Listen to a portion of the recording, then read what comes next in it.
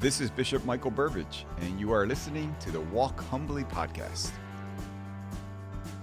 Welcome to the Walk Humbly podcast. I'm Billy Atwell, Chief Communications Officer for the Diocese and your co-host.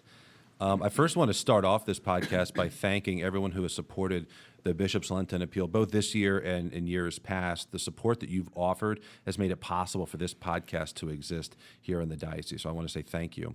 And if you haven't already, please rate this podcast or write a review wherever you're listening. We're on Spotify, Stitcher, Overcast, iTunes, obviously, and you can also listen on YouTube. And if you are, make sure you subscribe and ring the bell. Sign up for our e-newsletter at arlingtondiocese.org. A lot of our biggest announcements are emailed first. It's a lot of times the head of the spear for us. And then you can obviously follow us on social media, on Facebook, Instagram, and Twitter. You can also follow the Bishop on Twitter, at Bishop Burbidge, where every day you can read a short reflection of the gospel of that day. And you can also send questions for this podcast to info@arlingtondiocese.org. Again, just email us, info@arlingtondiocese.org. I welcome your host, Bishop Burbidge. Bishop, how you doing? I'm doing well, Billy. Thank you. I hope everyone who's listening is doing well and their families are staying safe and healthy. My prayers are with all of you. Very good. Bishop, it flew a little bit under the radar, but you just celebrated your 18th anniversary of the ordination as a bishop. When you look back over 18 years, what are some of the lessons or things that have happened that might stick out to you? Well, thanks for reminding me, Billy. It's been 18 years. 18 quick years. When I was named bishop, auxiliary bishop in Philadelphia, I was actually the second youngest bishop in the country. And wow! I can tell you that is not the case right now. So no, it's been a great blessing. I would say if I would summarize 18 years as a bishop, I guess one of the words I would use is surprise. God surprises us. As we know in the Catholic Church, you don't ask to be a bishop. You don't interview to be a bishop. You don't volunteer to be a bishop. There's another discernment process that takes place, and you're told you're a bishop. So, of course, hearing those news, you're very surprised. You certainly don't feel worthy, and you feel overwhelmed. And but yet, God, who gives us the call, also gives us the grace that we need. And same thing when I was asked to leave Philadelphia and become an ordinary in the Diocese of Raleigh. Again, a sense of overwhelm, leaving that which was familiar, that which I loved. How am I ever going to do this? And it all turned out beautifully. And then when I was asked to come to Arlington, same thing, leaving behind. Lord, what are you doing? Where are you leading me? And yet the Lord always provides. And I think if our listeners look back on their own lives, I bet you they could say the same. God threw some surprises at them and asked them maybe to do things they never thought possible, and yet they were able to do it with God's grace and all too. So I'm truly blessed to serve the church, and truly, truly blessed to be serving as the Bishop of Arlington. That's wonderful. And you've celebrated a couple of really beautiful liturgies lately. One was just yesterday, actually. It was a Mass at St. Leo's Parish. It was for members of the military as well as first responders. For those listening, if you want to watch the homily from that Mass, you can go to our YouTube channel and check that out. But Bishop, for those who haven't seen it, what was the message that you shared, and what was it like getting to see a lot of these military members and first responders? Sure, and that's what we try to do throughout the year. We have special days to lift up our priests, our deacons, our consecrated religious, our married couples, our educators. And so this was another day to look at a particular service, to our community, that of the police officers, firefighters, all first responders, and those serving in the military. So we certainly began today by honoring them and recognizing the great contribution they make to our society. And we thank them. At Mass, every Mass is an act of thanksgiving. So at that Mass, in a special way, we thank God for their service. And we pray that the Lord will protect them. What they do as first responders in the military is heroic. I mean, every day, putting their lives at risk in order to protect our nation and our communities and each one of us. And so profound thanks to all of them. And we know these are difficult days. I mentioned in the homily at the end that certainly individuals within any group or organization, bishops, priests, first responders, those in the military, sometimes individuals fail to uphold their sacred duty, and we can't condone that or accept that. We have to make sure that doesn't happen. But we have to be careful not to connect the failure of an individual to the entire group, Right. to these people who are holding up their sacred duty every single day. So I wanted to, reassure our first responders and those serving in the military that we realize what they do every single day to be faithful to what they promise. So deep thanks to them, to their spouses, and also to their families who share them with us. Yeah, and I share a lot of those burdens that they bring home with them, I'm sure. Again, if you want to see the full homily, Bishop's message to that community, you can go to our YouTube channel and check it out there. Bishop, we also celebrated a holy hour recently. We called it Uplift Arlington. It was, you had dedicated it to those who are experiencing stress and anxiety at these times, and the response was wonderful. I mean, thousands of people tuned in online. We had, I counted about 120 actually in the cathedral. It was beautifully lit. Talk a little about what that experience was like for you as well. It was very powerful. It was really very powerful. In fact, when we concluded the holy hour and went back to the sacristy, I was going to say to the director of the ceremony, why did we stop so short? It just went so fast. It was just such a powerful moment because we were in the presence of our Eucharistic Lord, and in His presence we always find calmness and serenity. And how much that is needed I know for myself, but I'm sure for many of our listeners in these days where there's a great deal of anxiety about the uncertainty of, when and how is this pandemic going to end? When are we going to get some peace in our nation, in our own lives? And so, it was really just an opportunity, an invitation to invite people, put everything aside for the next hour. Just relax, rest in the presence of our Eucharistic Lord, because from that you will always find serenity, and that's the gift for which we're all longing, and so it's a great lesson for all of us when we're trying to handle all the pressures and demands of life, relying on our own resources, and it all depends on me. That's always going to be stressful, but when we realize, no, God's in the boat with us during these storms. And He'll calm us, He'll calm the seas, and we're not alone. So it was just it was just a very prayerful, spiritually enriching experience. And you've talked many times about the importance during stress and anxiety to be quiet and to look up. Right, and to look up to our Lord. He's there with us. Yeah. You had recently you stopped by one of our conferences for the Engage. So for those who are listening and aren't familiar, if you're in the Diocese of Arlington, you want to get married here, we have these. One of the requirements that are there, in addition to some spiritual direction from the pastor, from your priest, is to go to a conference for the Engage. It's a one-day conference, and this one took place at the Cathedral of St. Thomas More. So you swung by and talked to some of the couples that were there. What did you speak to them about? What did you hear from them? Yeah, and like you said, while it's a requirement, what the engaged couples, usually find out is like, adding another commitment to your day may seem like a burden, but once they get there, they leave like on cloud nine because they're with other engaged couples, and there's some really great talks that they receive, and it kind of uplifts them. But no, I thank them. Here they are preparing to get married in the church, to get married sacramentally. I reminded them that as a sacrament, they are a sign.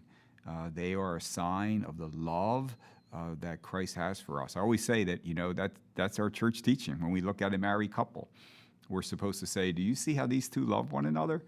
That's the way Christ loves us. That's why marriage is forever. It's faithful. It's life-giving. And so a word of thanks not only to our engaged couples, but to all of our married couples in our diocese for the faithful witness that you give each and every day. And what's really been a beautiful thing, and I've heard other pastors say this too, in doing weddings, and I know couples that I've had a wedding last month and next month, and it's really beautiful to see them, because many of them were engaged a year and a half, 2 years ago, so they had these gigantic plans for their wedding with all the big guest lists and the reception. Yeah. Well, a lot of that has to be tailored back because of the pandemic.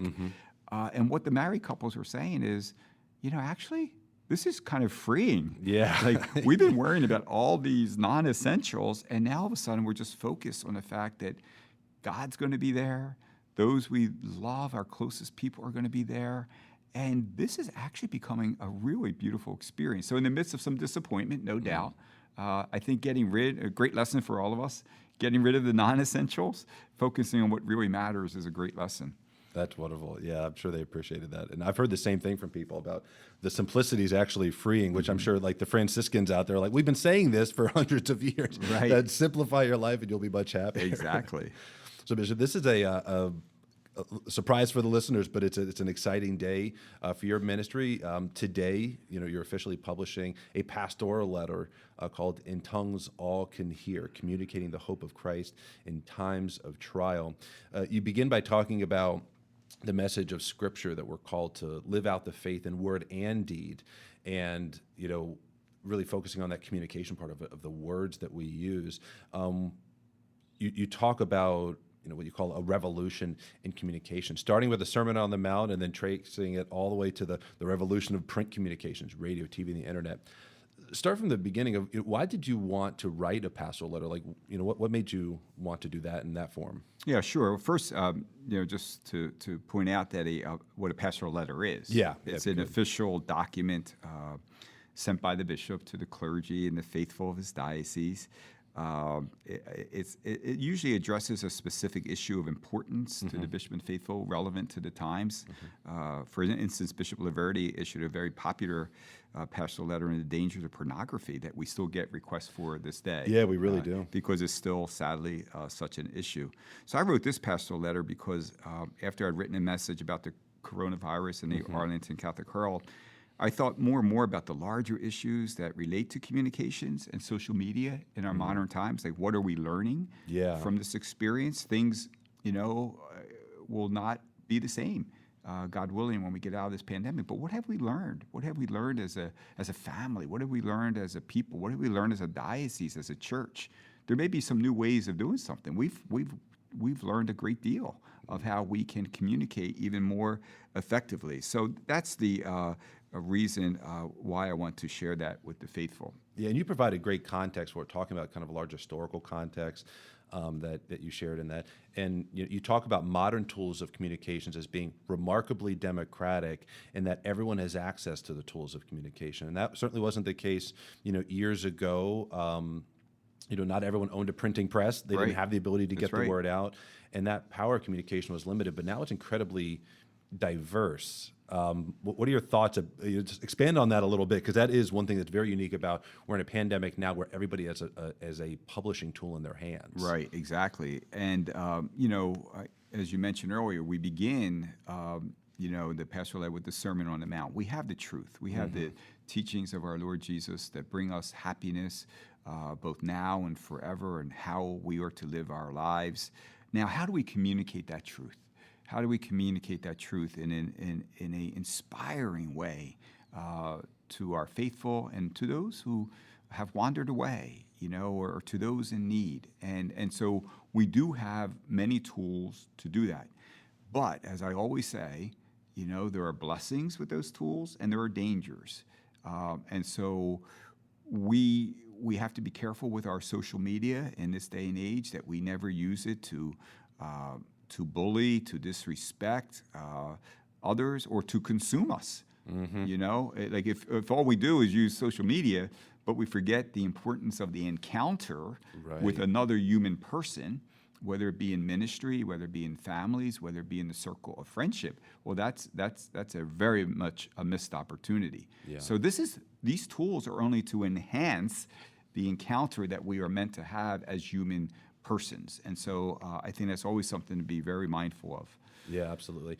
There's a lot in the pastoral letter, so I encourage people to go read it. Just go to arlingtondiocese.org, and you can see it right there on the homepage. But I wanted to draw one other point out. You talk about the danger of social media being manipulated, not just by people, but also by bots and what you call shadowy influencers. And that's a very astute observation for the time that we're in, because we see so much more of this, especially as there's kind of automated technologies and artificial intelligence. Right. It's changing the game, and that can have a lot of influence on a culture. Yeah, and we can't be naive to that. That's why I'm glad you raised that. It's a major concern, and it's obviously been most publicly demonstrated through political campaigns, both here in the United States as well as internationally. Right. And this reality is not limited to one ideology or philosophy or another.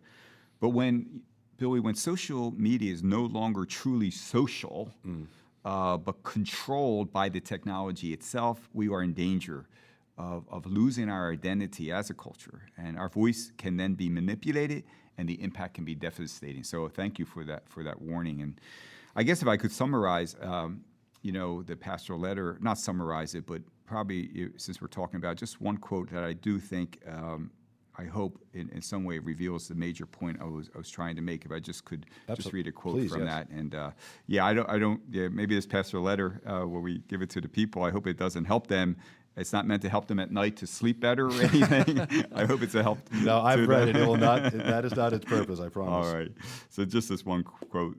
The trauma of the pandemic, as well as the economic upheaval that has followed, has been and continues to be an opportunity for the church to seize the moment. 2,000 years ago on Pentecost, the apostles locked themselves in the upper room because they were afraid. But quickly, the Holy Spirit descended upon them and inspired them with a vision of how they could communicate in a bold and a new way. The Spirit has and will continue to enable the church, even in a time of lockdown and isolation, to overcome our feelings of fear, loneliness, and vulnerability by reminding us that God is with us always. And those are themes from your homilies. I mean, that's Yes. very beautiful. Again, to read the pastoral letter, go to arlingtondiocese.org. Bishop, thank you for that. So we have a couple questions from the faithful. You ready? I'm ready. All right. We've gotten a number of questions, so this isn't from one particular person, but people are just asking essentially, where's the McCarrick report? Yeah, I get that a lot too. Yeah. I get that a lot. Whenever I'm at a parish, I am asked that question. And as a bishop, I do not have any insider information about when the report will come out or what it will contain. So I really don't know. The investigation has been led by Rome at the request of the Bishop of the United States. We asked Rome to do this, and they have, Holy Father accepted that recommendation. And so, like the faithful, I am eagerly awaiting its publication. No matter what is contained in the report, we already know a few important things to remember. The Archdiocese of New York already concluded that Mr. McCarrick is credibly accused of sexual abuse of a minor, and the entire church acknowledges, and we really mourn that reality, and we know there are also other allegations, and we renew our commitment to pray for victims of abuse, sexual abuse, especially by members of the clergy, as a diocese, as a church, to assist them in every way possible. In our prayers and in our encounters with them to see what ways we might be able to help. And I meet, as you know, with victims of abuse, quite a few times a year. Mm-hmm. And after reviewing the information available at the time, the Holy Father, this is one of the things that happened. And, so I think it's important to remember that the church has already done something. The Holy Father not only took away his status as a cardinal, which, I mean, how often does that happen? It's so serious. He laicized the former Cardinal McCarrick. And this means the gravity of his sins and crimes were so scandalous, he could no longer function even as a priest. And so this is one of the severe punishments that can be levied against the priest. And so, I mean, I think it's important for people to remember that Rome has already acted. But here's the key, and I know this is what people say to me all the time. The purpose of the report is to understand how he could have continued functioning as a bishop and archbishop, and how did he move up the ranks? Did other people know and do nothing? This is the accountability that the church needs. And while I, like the faithful, want the report sooner than later, we have to exercise patience and continue praying for the victims of McCarrick until the report's published. But, when you start an investigation, it's like dominoes. One statement or one interview or anything leads to another, and it gets a lot more to be just and to be fair to everyone involved. It takes time. So I'd rather it be out sooner, but I'd rather get it right. I understand. So I don't know what the report will say. When we get it, we will review it, and we will certainly comment on it. In a statement, and also on this podcast. Yeah, absolutely. All right, so Jim from Manassas is asking, what are your thoughts about NFL players staying in the locker room during the national anthem? And on a lighter note, any predictions for the 2020 season? Okay, so Jim, your question's not coming on a very good day for a very grumpy bishop whose Philadelphia Eagles lost to the Washington football team yesterday after leading by 17-0. So Jim just hit a little spark there. And it was very kind of many of my priests who are Washington fans to text me after the game last night. I really appreciate their comments. So, yeah, it's great. I mean, it's great that we're able to get back to doing some things, that we're accustomed to, not the same, just like, going back to our schools. At least we're going back. But it's not the same, but we're doing the best we can. So see some of these professional sports saying, okay, we can't have the fans, we can't do this, but we can at least provide this sort of entertainment. So I'm happy to see the NFL getting back to that. Their priority, just like it is with our schools, just like it is with the workplace, must always be the safety and health of all those involved. And that's why you have to be vigilant, and every day you're looking at the evidence. Is everything we're doing the right thing to do so we can continue, or do we need to adjust something? So that's what we'll be doing in our diocese, and it's good to see professional sports trying to do the same. And what was the second part of the question? It was, what are your thoughts about NFL players staying in the locker room during the national anthem? Yeah, it's kind of a sensitive issue, and I know it's everyone has a different opinion on this, so I'll just share mine. It's just my opinion. I'm disappointed that players would stay in the locker room during the national anthem. We know that the singing of the national anthem has a long tradition, and everyone always knew what that was about. It was to be honoring those who gave their lives in service for all that flag represents, namely our freedom, and some of them who gave the ultimate sacrifice. I've never stood the national anthem at a sporting event without remembering that, and I'm sad that cannot happen, or some are choosing for that not to happen at this time. So I don't think that's a good idea. But I'm not in any way downplaying the social issues of our times. Right. Some of this is because of, hey, listen, we cannot tolerate or ignore that there's racism and that there's discrimination and other injustice in our world, and we have to find many ways to speak out against that, to change that, and athletes have a platform where they can do that, I think, in other productive ways, also by bringing good to the community. And so many of the teams and so many of the individual players are doing that, and I like that kind of response. One of the things I saw one team do, and I thought was okay, was they came out for the national anthem, and they locked arms. So they were all standing during the singing national anthem, so that's a respect to the flag.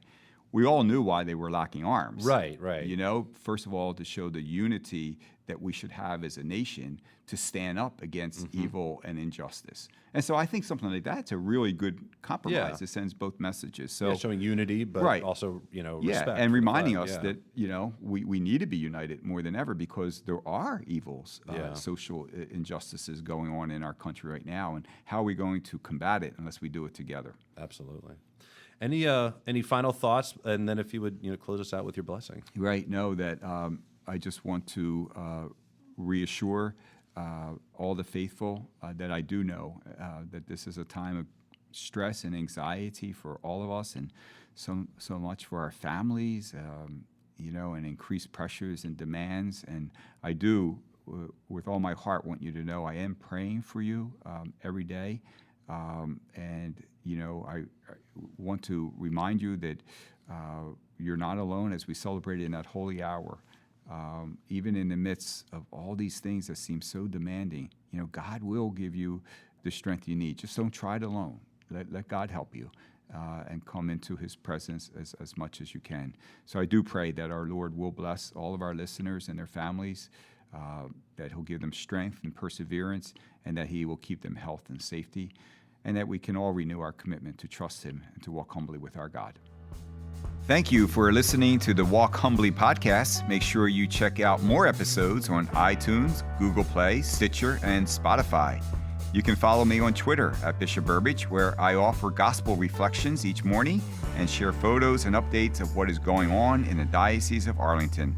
Stay up to date with news, event information, and inspirational content by subscribing to our e-newsletter at arlingtondiocese.org.